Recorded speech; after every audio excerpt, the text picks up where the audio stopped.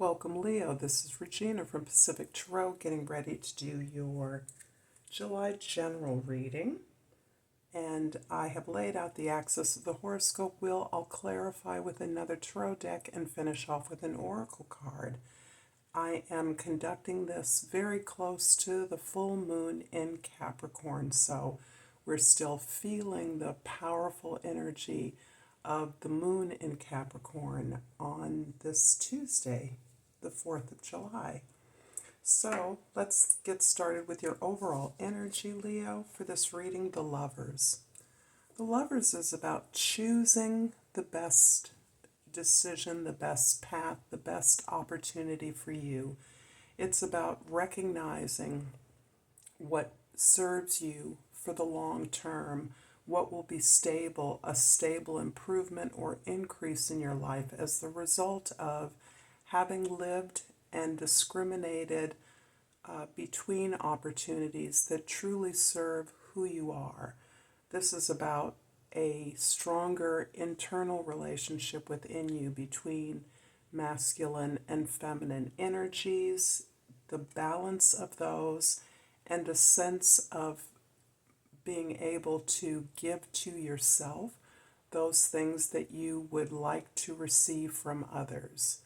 In many cases, this is the practice where one learns to give oneself the love, attention, and care that one either gives to others as a privilege over centering oneself in one's own desires and needs. So this is you now being very clear about what serves you, what choices to make that are best for you, and that do not reflect an instant gratification that doesn't in any way serve your stability, the growth of your abundance, and your own continued growth and expansion. In the place of the 10th house, your social identity, we have the Justice card. Again, a card about balances. This is you really understanding your own karma, taking responsibility for the results that you receive in your life, the consequences of either a success, an improvement, or a failure, or a decrease in the things that you feel are desirable or are not. Here you are adequately have built up the courage and knowledge to address whatever untreatment or mistreatment you've received. This is you recognizing that the maltreatment you've received reflects on others who have received similar treatment, and your awareness that indeed the shift from a sense of victimhood where these oppressive forces impacted you in unfavorable ways to the sense that you are able to change your own response to the circumstances that you are presented with, the challenges you face, and in changing your response, you participate in the empowerment that leads you to the belief that you can change this mistreatment, you can change this unfairness, and you can advocate for what you believe is fair. In the first house, we have the Wheel of Fortune. It's interesting because to the extent that I already see, we are dealing with a sense of karma, a sense of being empowered, a sense of receiving and facing challenges courageously and making choices about the ways in which one can adjust, or you, Leo, can adjust your own behaviors or thoughts in response to challenges, and how, in fact, that makes a change in those circumstances in one way or another. This is you not only in your choices of opportunities that you pursue, but also in the way that you perceive the response of the universe, the social order, the group that you're working with, as the result of karma that you now realize offers you an opportunity to build something long term. The Wheel of Fortune may appear to be a stroke of good luck. What it more often reflects is a shift in your awareness about the the abundance of opportunities that exist for you to shift any oppressive treatment, unfair treatment, opportunities that you want to pursue, the ability to build towards that, to be able to work with others, to build towards rebalancing something that appears to be unfair or unfavorable. In the fourth house, the Two of Cups. There's a lot of strong energy here of not only rebalancing your own internal relationship with your higher self, the recognition that you are worthy, you are deserving of the things that you are pursuing as being reflective of your real needs and your real talents.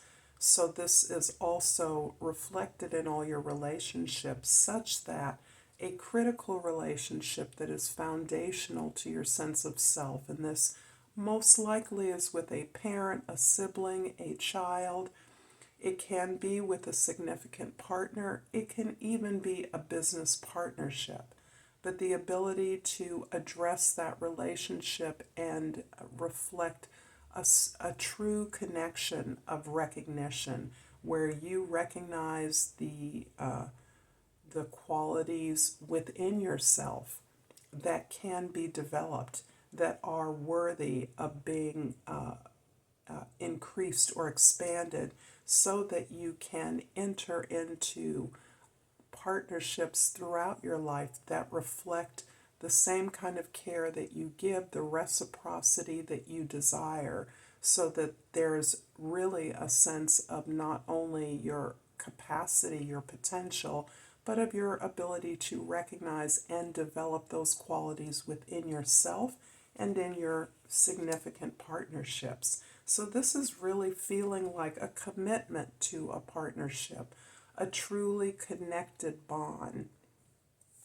And in your seventh house of significant partnerships, this indicates that you are indeed working very consciously on the way that you have related to others, the work that you've done with others, and ways that you can improve those working relationships so that you can receive greater reward, greater profit, greater increase. You can grow your abundance in a way that is less taxing, that is more trusting in the abilities of your partners and peers.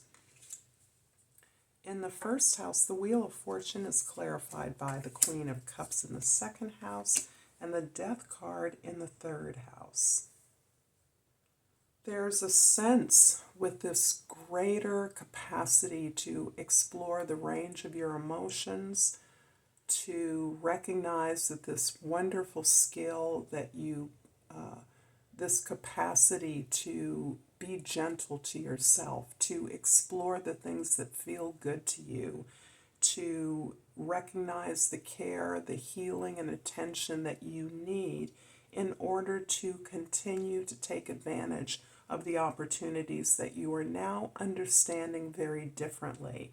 You're now recognizing that your job is to be able to work with others in order not only to maximize your own potential, but to really be able to honor relationships as a working effort, an agreement, a contract that one can respect and one works on always. This is really you dispensing with illusory fantasy ideas about relationships.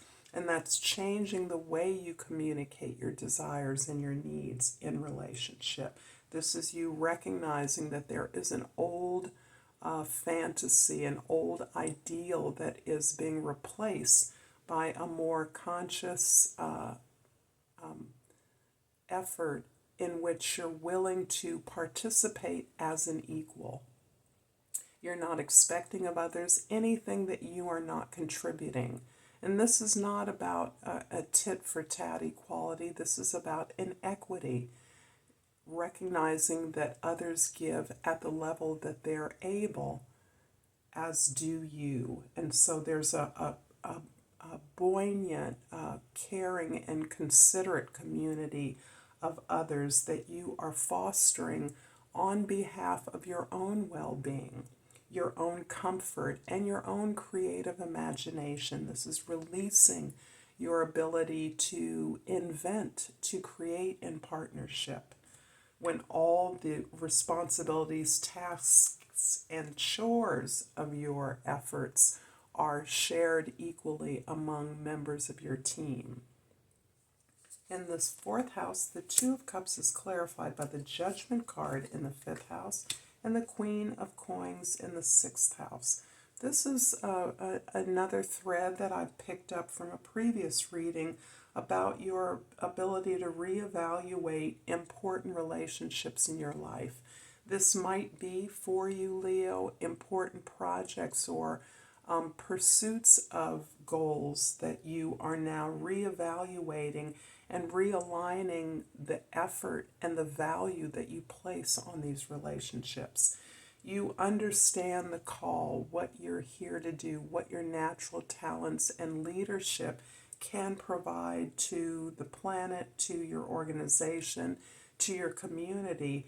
But there may have been opportunities in the past where this destined call slipped through your fingers, where you were not able to bring an effort, a relationship to the level that you believe it was intended for you. But you've since learned that you have a purpose, and as a result of that, so do others. You now understand the way to bring relationships, projects, friendships even, to a more successful place where you are experiencing this reciprocity as a building up of your abundance at every level. Particularly pleasure and creativity are things that are growing through your awareness of how to work more productively with others. You are the epitome of resourcefulness when it comes to your coworkers, when it comes to your own habits and routines around your health and well-being, so that you are mimicking what you see in the natural world. There is no waste. Every effort can be recycled into something different. You're easily able to come up with ideas, generate abundance, generate opportunities for creative interplay. This is you making work into play and doing that with others in a way that encourages reciprocity and equity in relationship. In the seventh house, the Seven of Pentacles is clarified by the Three of Wands in the eighth house and the King of Coins in the ninth house. We have here a King and a Queen of Coins, which always is adding confirmation to this idea about the growth of a balanced, harmonious, empowered relationship with yourself. This doesn't mean that you're single. It certainly means that the possibilities for reciprocal and harmonious relationships are reflected in all of your relations. However, this does indicate that there is the possibility of a strong partnership in your workplace, but in a place that encourages your growth, encourages your spiritual appreciation of the opportunities and the abundance in your life, and encourages you, as far as your work life, your work habits, to model those behaviors that others can learn from. There may be a supervisor, a boss, a mentor, even a friend or teacher who is encouraging your growth in your current occupation, business, effort, project that you're involved with. There may be the possibility of travel, certainly of more training, quite likely in your employment situation, in your community. You are building towards something new. This is all opening up a doorway for you, a doorway where you now see the efforts that you have applied in the past that may have kept you at a particular level of slower growth is now opening up to another level of activity. This is almost feels like you being ushered into a professional or an administrative level at your employment, in your business. You are seeing the possibility of greater oversight and direction by you from in a way that allows those you work with to buy into this greater vision that you are starting to put together about the direction of your efforts. So I see you looking towards the future through the activities that you're currently engaged in. And then the Justice card in the 10th house is clarified by the Knight of Wands in the 11th house and the Five of Swords in the 12th house. There's a story here that is consistent with most signs, that the experiences of being criticized or not taken seriously in the past, the way others may have sabotaged you or fed into your lack of belief in your own ideas, your own abilities to execute something, is now allowing you to reflect in a way that you have gained the confidence to face honestly. There was a time when you didn't feel like enough. You didn't feel that you knew enough, you had enough, you were smart enough to do something you wanted to do. And as a result of that, others could deny you opportunities, or you freely gave your power away to others with the expectation that they would help you through it. And unfortunately, when we don't believe in our ideas or ourselves, others often follow suit, not perceiving that you are being direct or clear about what you want, and offering them the opportunity to give that to you as a weakness, as you're not understanding your own power. You are facing this dynamic in your life. You're facing it because you've gained the confidence to, but also you realize that you are now brave and courageous enough to find this help for what you need from wherever it exists. You're no longer attached to that familiar community, the family circle, your group of associates or longtime friends that are happy to see you playing small, that might encourage you to not pursue your desires or your dreams in order for them to stay comfortable. And you may have a quest to people like that in your past. And this is not untypical of some family dynamics, some long-time friendship groups where you begin to occupy a certain place and people are comfortable with you being there. You're really looking at the nature of your personal ambition, and you're more than prepared, you're more than ready, you're more than willing and able to do what is required. And part of that is this larger discovery and exploration of your own abilities, really looking at the way that you may have sidestepped opportunities in the past because of low self-esteem, and where now you realize the difference, the key to being clear about your ideas, your capacity to take on projects, and your confidence that you can learn what you need to learn along the way, particularly as there is someone or a group of people that are offering you the training and opportunity to grow, to expand, to learn new things. I hope that this has been helpful to you, Leo. If so, please like and subscribe to my channel, Pacific Tarot. I appreciate all the support that I get from you, and I've pulled this card called the Skolosite, and the key word is peace. I am an instrument of peace. Until next time, Leo, Namaste.